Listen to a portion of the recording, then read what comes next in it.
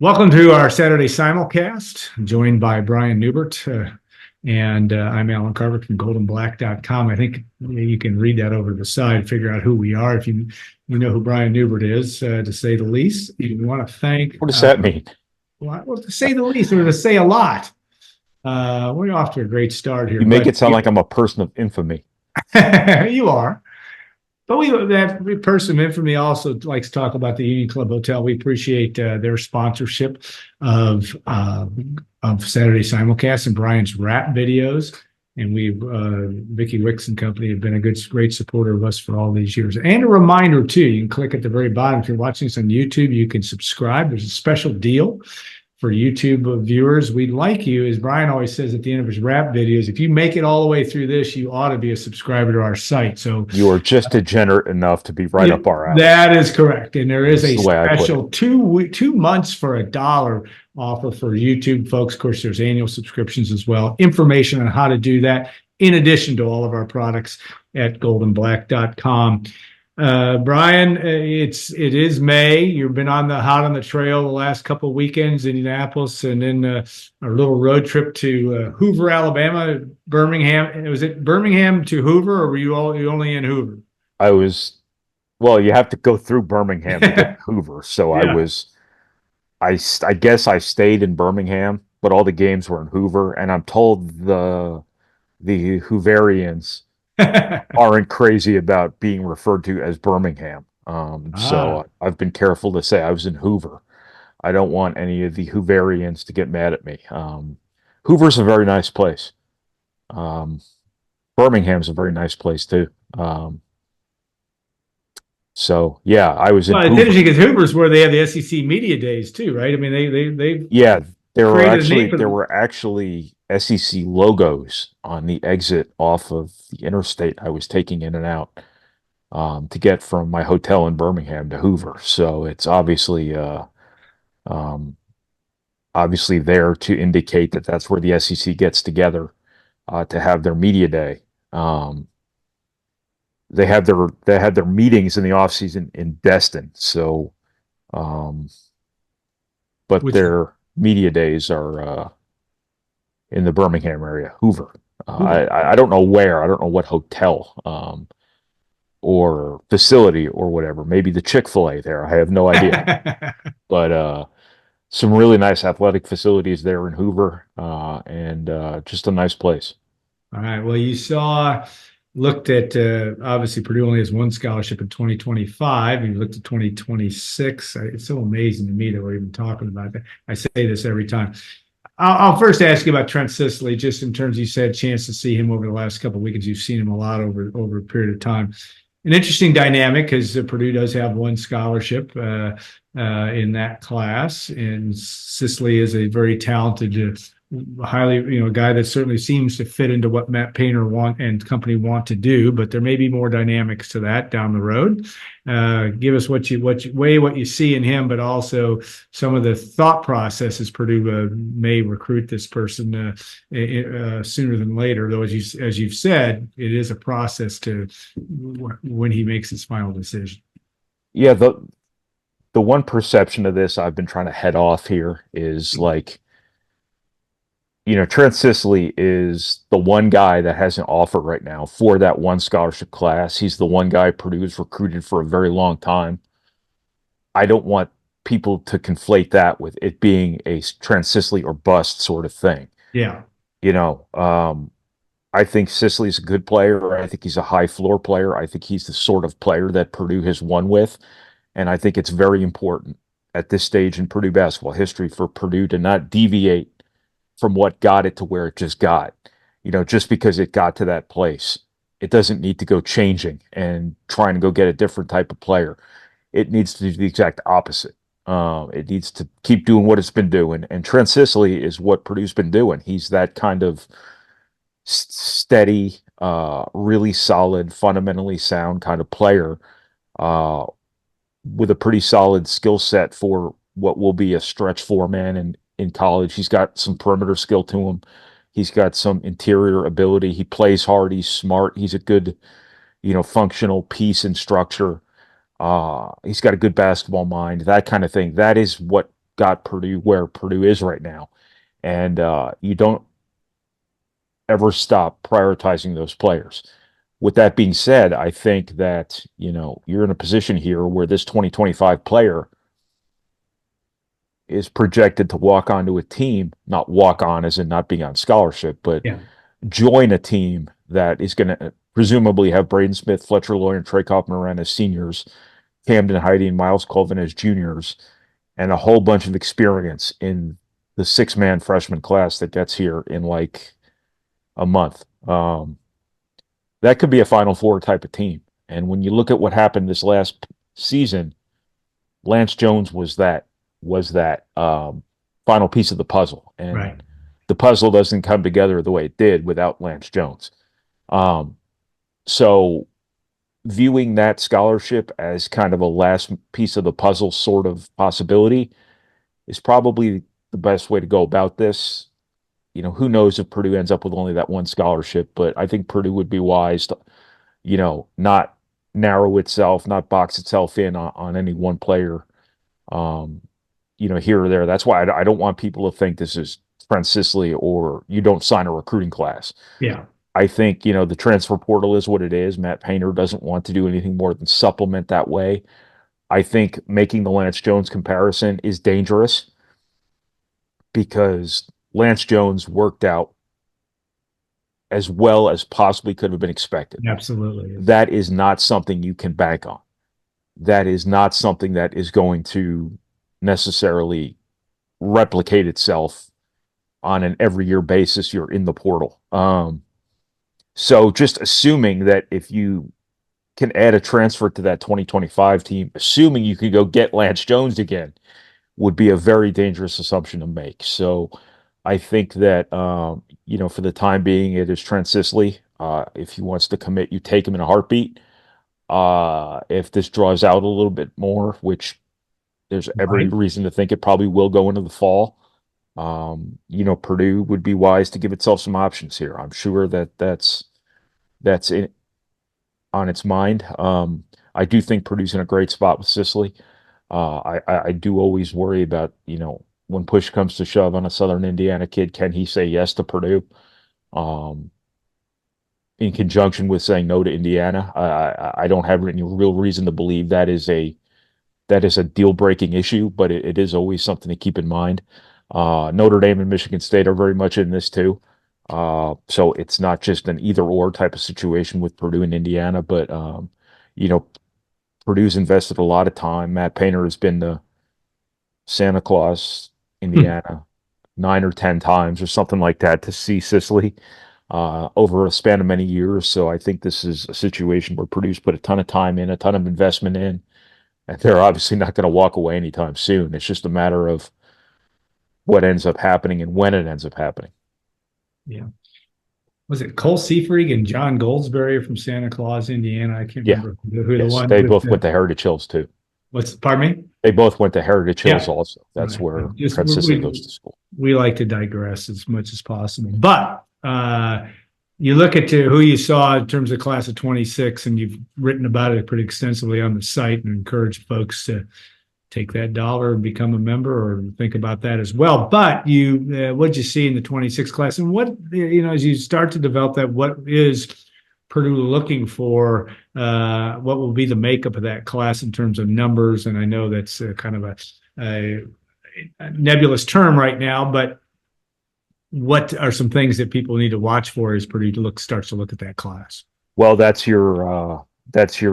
class that'll come in after Braden Smith and Fletcher Loyer depart. So I think that obviously getting your next backcourt is your priority. Now you got guys coming in this year: C.J. Cox, Jakari Harris, Jack Benner.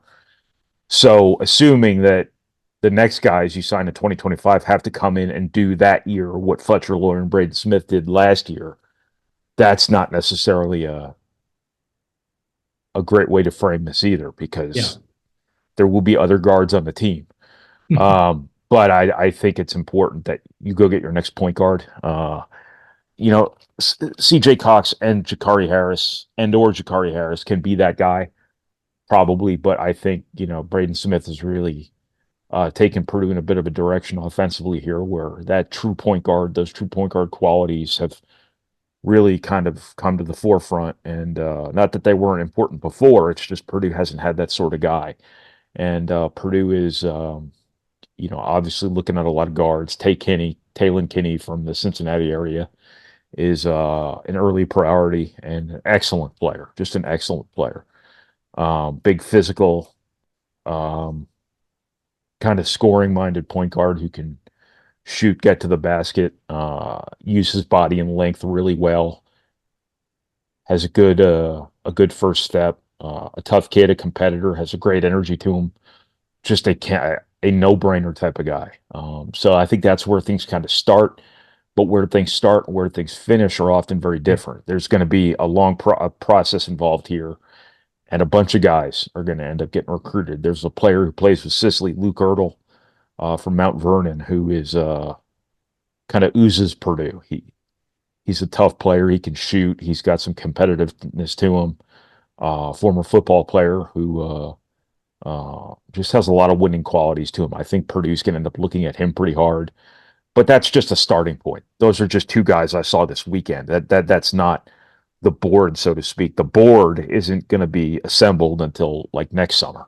So this is just like the first inning of a 9 inning game here. Purdue has done a great job in recent years getting its guys and getting them early. Uh, Whether or not there's any possibilities in that sense there, I have no idea in this class.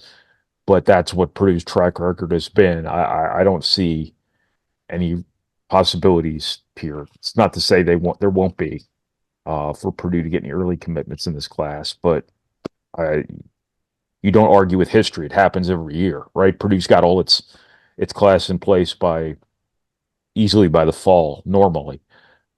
This year was a little bit of an outlier because Daniel Jacobson jumped in the fall, but he reclassified. So that was sort of the I guess you'd say delay there. Jakari Harris Right. was basically already committed by the time he actually announced. CJ Cox was a late addition to the class by Purdue standards.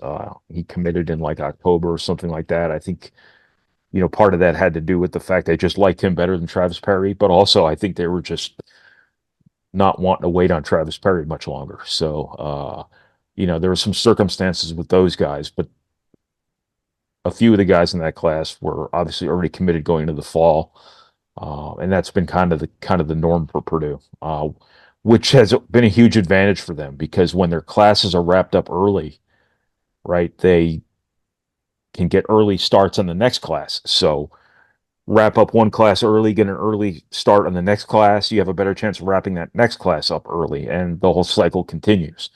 But they're going to have to really work at this class because there's going to be a lot of scholarships and a lot of needs. A lot of scholarships in the sense that there's at least three, Yeah. and three has a funny way of finding its way to five quite a bit. Who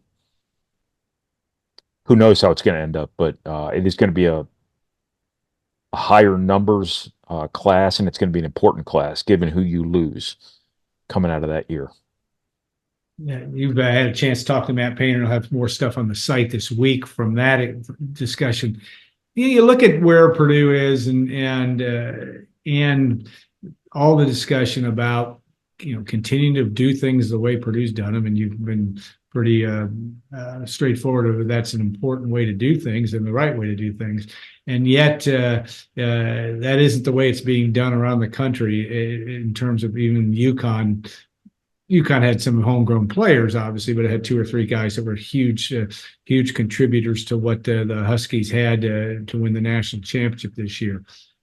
This is sustainable in your view from the way Matt Painter and company continue to do it because of the way that this program has the foundation is built. You look at it down the road. This is certainly the way it seems to make a lot of sense for Purdue. Well, first off, I don't think there's a right way. I don't think there's a wrong way. I think Yeah. there's just two very different ways, and I don't think we have enough data yet on which one it tends to be more effective. When you look at the Final Four this year, yes, Purdue built its team from the ground up. UConn put the best team in college basketball together with a bunch of foundational guys who came up through their ranks. Yes, there were transfers. Tristan Newton, but he was a multi-year transfer. I think that's a little different. Cam Sure. Spencer obviously made a huge difference for them. But then you look at the other two teams that made the Final Four, NC State and Alabama were transfer havens, right? Yeah. Um, so I don't think there's really any right way or wrong way yet. When you look at the Big Ten, Purdue has been dominating this league, ever since the portal and NIL came to the forefront. And when you look at Indiana and Illinois, two of the teams that are doing it the other way, the polar opposite way, Purdue's been better than those teams. Now, Illinois was great this year. They had a great team this year. So the difference there between Purdue and Illinois is, you know, two head-to-head matchups, right? Basically, and one more game. Purdue won the league by 3 games. So it's not like these teams that are doing it the other way are just blowing up like would seem like the occupational hazard in doing it that Yeah. way. Now, you go back to Illinois the year before when they take Matthew Mayer, who was a little bit of a flake, for lack of a better term. I think that really hurt them. And that's kind of where why I'm talking so much about Illinois right now. I have no idea. No, but They're it's an on example my of brain after a how, long PTSD inducing year with their fans. yeah. Um, no, I think that Purdue's going to keep trying to do it its way in terms of building to the high school ranks, developing players, keeping them together over a long period of time. And that's what's worked here recently. Stands to reason to suggest that can be handled, that can work long term, provided Matt Painter keeps doing a great job evaluating these guys on the front end and Purdue's retention rates stay where they are and Purdue stays free of injuries and things like that. I think that kind of has gotten lost in all this too, is how healthy Purdue has been. Purdue probably deserved that after its history prior to these last 2 years, but we don't get what we deserve sometimes. But I think that in some way, shape, or form, it'll catch up with both ways at some point. Purdue will run into a year where somebody will transfer, somebody will get hurt, something unexpected will happen, somebody will go take more money from somebody else. And these transfer haven schools are going to issue more or provide more cautionary tales and be complete train wrecks here and there. Remember, NC State made the Final Four. Up until that point, they were a complete train wreck. Right. They were bad uh, until they just got hot at the right time. But I'm sure you could go through a lot of examples of teams that put together a lot of transfers and just didn't work. Like up until the last few years, a 19-win team that would have been relative success at a lot of places. Indiana wins 19 games last year, whatever the final number was, and their season is an abject disaster because of the expectations there, because of all the money they spent on those players. Um, all the money they've spent on their roster this year. You have to look at that as there's got to be a number on that now. What's your outcome this year that justifies spending $4 million on a college basketball team? Um, but I'm kind of digressing here again. I just think both ways can work. Which one would work better? I don't think we have any way to say that. I do know Painter's going to do it his way, and Purdue's got its NIL situation set up to where everybody gets taken care of. I don't think that there's really an urgent need for a lot of guys to be running away from Purdue. I think there's opportunities for guys like Zach Edey and Braden Smith to supplement what they make anyway at Purdue with what they've earned. I don't think Purdue just handed Zach Edey $1 million last year or however much it was he made. Um, he got that on the back of being the best player in college basketball, which is what NIL was always supposed to be. It was supposed to be what you earned, not just what some easy mark of a collective was willing to give you just to get you to go there. Um, so Purdue seems like it has played both sides of the fence here pretty well. Yeah. That might be a poor choice of terms here. Um, I think they've got a pretty good situation for their guys for the guys they tend to target, the guys they're very selective in bringing into their program. Um, and I think that's why they've been so stable here the last couple of years. I think it's really been a front end issue. I think he's done a really good job just getting the right guys and treating them well and breeding loyalty in those guys from those guys and getting them to kind of buy into something bigger than themselves. And there were guys in this roster who could have made a lot of money somewhere else, but they probably have understood that somewhere else, wouldn't have been as good a personal or basketball situation for them. So, as I said, I think it's been great work on the front end by Purdue in recruiting and getting to know the players they recruit, and the personality test looms large, right? And I think Purdue's just done a really good job getting the right guys, and now it's just a matter of continuing to find those guys for as long as those guys exist. Those sorts of guys may not exist forever. You might have to look really hard sometimes to find them. Um, but I always go back to Michigan State. Like the sorts of players that made Michigan State what Michigan State is, do they exist anymore?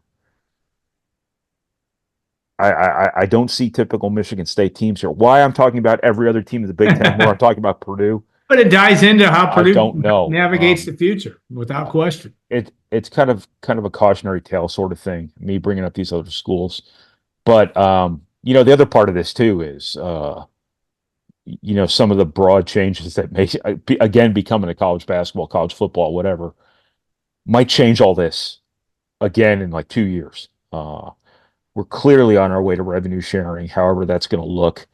Of which NIL, I'm sure, will still be a piece of that, a big piece of that. But is it going to be a situation where NIL is the recruiting inducement anymore? What is revenue sharing and de facto salary going to mean for transfers? Is the transfer portal going to remain open the way it is right now? The unlimited Number. option for player movement, or is there going to be some sort of, I don't see how you can dictate where a person goes to college um, by contract. Um, at least anymore. I know that was sort of the way it was done before. But the way this has gone, I just don't know if binding contracts are going to be part of this whole new world order that's clearly coming. So us talking all about whether Purdue's way is the best way, whether Illinois' way is the best way, it might be a whole different world here in 2 years. So this might be just a temporary kind of footnote that somebody can write like a term paper about one day when they're studying the history of college sports. Yeah, it is confusing. It is multifaceted, and where it all is going to end is, or where it will all land is going to be interesting. I hope they're still interested in it. That concerns me from time to time too. Just making sure there's going to be interest in Purdue basketball, but making sure that all this other talk keeps everybody fired up. Well, I don't think TV networks would be paying $1 billion for a TV product that people were losing interest in because the players were making money. Yeah. I think that was a grandstanding issue by the people who were opposed to NIL, that, people are going to lose interest. And that's clearly not true. I think it hurts Yeah. things locally a little bit, probably in certain places where the roster's turning over every year, where I think, you tended to build kind of a bond with the school, with the community, with the players as they came up, and you sort of watch them grow up into young men and young women, and that's compromised now. But you know what people like more than anything? Winning. Winning. So I think that, and football. Yeah. America has an unbreakable addiction to football, as we know, and if the TV numbers were declining, or if interest was declining, the TV numbers would be declining. And if the TV numbers were declining, TV networks would be throwing more and more money every year at college athletics and thus dictating everything about college athletics. Yeah, and it's true. The numbers have not declined, and they've shown no sign. Even the bowl games, which are complete sham for a lot of them last year, numbers were up. So it is an interesting dynamic that the younger set also doesn't bother them one bit. They want to win. They want interesting teams on the field, and that certainly has been the process to date. All right, a couple other news and notes on the basketball front. Schedule is being put together for Matt Painter and company. You reported about a couple of weeks ago about the whole fact that it looks like the Arizona game in Phoenix not going to happen. Purdue may find another opponent from the Southeast Conference. Sounds like sounding up, but any other scheduling notes without divulging everything that's on our site, but what that non-conference schedule seems to be starting to come together as it always does this time of year. Yeah, Purdue was supposed to play Arizona in Vegas, and then it was bound to move to Phoenix. Right. That's off. That's on Arizona. They just couldn't make it work, I guess, for whatever reason. Obviously, they're transitioning to the Big 12. There's probably some complication Sure. there. Their school is in financial strife. Yes. Um, Big time. they lost a lot of their roster, so that's off. So Purdue will presumably end up not returning that Indy Classic game from last year.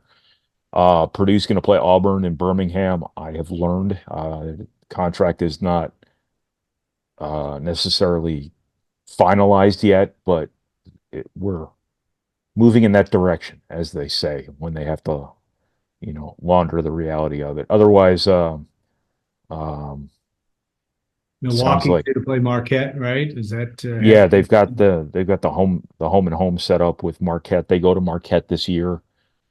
John Ross-Ade, our everybody's favorite schedule leak recipient, um, reported today that Purdue and Alabama, or Friday, um, Purdue and Alabama are setting up a home and home here, where Alabama will come to Purdue this year, and then Purdue will go to Tuscaloosa the year after that. I can't confirm that, but I don't doubt it. So Purdue will have Auburn and Birmingham.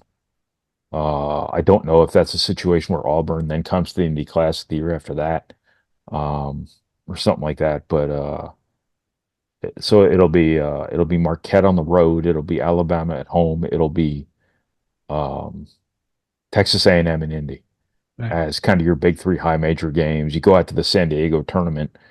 I'm guessing Purdue probably gets BYU in the first round of that, and then Arkansas and Notre Dame would be the other side of it. Um, and then so that would be if you count BYU as a high major, which they Yeah, now no are, question. Yeah, because they're in the Big 12, right? Big 12. Um, so that you're looking at that as your 4 or 5 um, high major games known as of now.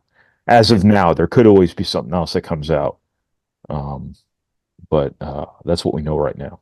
Yeah, it will be a challenging non-conference schedule, maybe not quite to the level that it's been the last couple of years, but not far behind. If you look at that, look at those teams that are on the docket. Okay, last question before we wrap this up, just on who's coming back. Caleb, first, I know Matt Painter said on his visit this week to Fort Wayne, talked what you would expect him to do, talk glowingly about maybe Caleb First being a key contributor this year. It'll be interesting to see how that all comes to it. But talk about just the ones that are coming back and some of the ones you wrote this week about the ones that need to make the biggest step up. I mean, Trey Kaufman-Renn made a big step last year and has shown that he's going to be a standout player in the Big Ten. But what do you see from that, and what are some of the things that you'll be watching for in the early part of the 24-25 season to see if Purdue can be a team that can be competitive? It will be competitive in the Big Ten, but a team that could be competitive nationally as well. Yeah, well, first off, some context. When you go up to a city to have Oh, yeah, no to doubt. speak, and the local guy is there with a TV camera to ask you all about the player from that city who is on your team, you kind of have to be like super positive. No doubt. I think Caleb First obviously is at a bit of a crossroads. Is a is a poor term. This is his first big opportunity at Purdue to be like a really relied upon guy, like a foundational sort of guy. But I mean, he finished the season outside the rotation, and I think he's got to have a big summer in order to take care of that or to take advantage of that opportunity.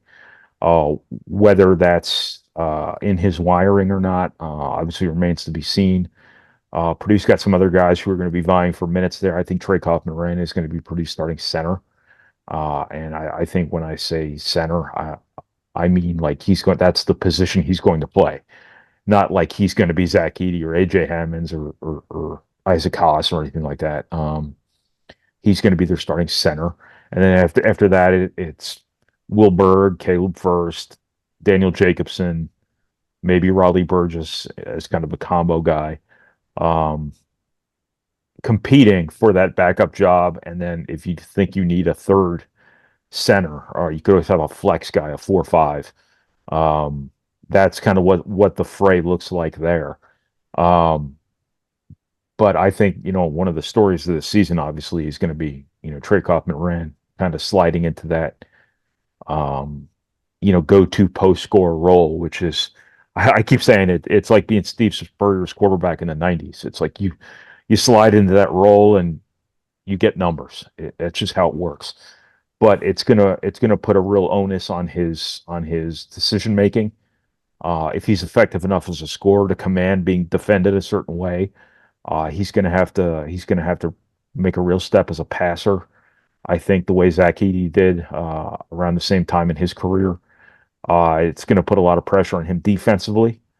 Um, his foul shooting obviously is going to hold back his numbers until that takes a step up. And he did do pretty well at times through the course of the year. I think his 3-point shooting is something that if he gets that to a place where it's pretty consistent and something that Purdue wants him looking for, that could really add a dynamic to this offense that could make it very different than what it's been before. But the days of Purdue playing ultimate size and playing through that ultimate size, for the time being, are at least on hiatus. I think this is Braden Smith's team first, Fletcher Lawyer's second, and then Trey Kaufman-Renn is your front court scoring element, and then you get a little more athletic around him. I think Camden Heide is probably your starting four, not a traditional four, and then Yeah. Miles Colvin's your three. So you're going to have a lot more perimeter skill, a lot more interchangeability. That's a story I'm going to write this week that I think will be something that is really pertinent going into the next season. You have a lot of guys who can just play a couple different positions, just trade places at a whim, really switch screens, really make you play 4 out sometimes. And I think that Trey Kaufman-Renn is the guy I kind of ID'd as the guy who has to make the biggest jump this offseason, with the qualifier that I think he made that jump last season. Mhm. But now it's a little bit different because the responsibility level is different. The other guy is obviously Miles Coleman. I think Purdue loves his work ethic. I think they like his potential, love his potential. I think he's a guy who becomes a more featured player. His minutes go through the roof. He's trending well. I think he, is a guy who came from a kind of a raw basketball background prior to Purdue. I think he defended and rebounded well enough late in the year to get trusted enough to get put on the floor in some pretty big games. That was not the case all season. So seeing him improve through the course of the year instead of doing the opposite, whereas a guy who's used to being the star on every team he's ever played on, that can go a couple different ways, and it seemed to go in a really positive direction for him. I just remember after the UConn game, he was mad. He was legitimately upset about having lost that game, and so too was everybody else. But to see that from Miles Coleman, who really, to be brutally honest with you, before he came to Purdue, probably didn't play in a whole lot of games where winning and losing mattered all that much. He played in a couple sectionals, won a couple sectionals, things like that, but he never played at like a high end championship level, either in in high school or grassroots, anything like that. Um, I thought that was a good sign for his development, his maturation as a basketball player. I think he's got a chance to be really good at Purdue, and I think he's got a chance to be A real breakout guy this year for Purdue. I think Trey Kaufman-Renn is your guy in the Big Ten who might be the breakout player of the year. That said, I can't name a player on a lot of teams, so a returning player, I should say. Yeah. But I think it's a big offseason for Miles Coleman too, obviously, and I think he's entering it on an upward trajectory. Well said. All right, we will put an end to this. There'll be more to talk about throughout the spring, late spring, and summer, and look for Brian's work, obviously on the site over the coming weeks, as he uh, looks ahead to 24-25, which will be a really interesting year for Purdue basketball on a number of different fronts.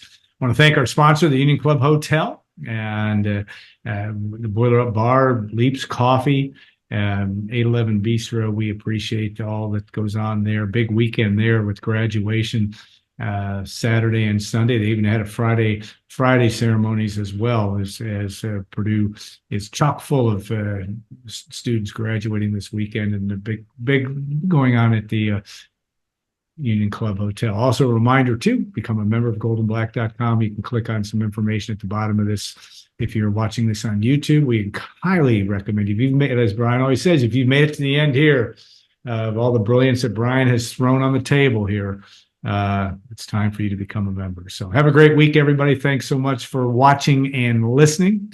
And we'll see you down the road with our next Saturday simulcast.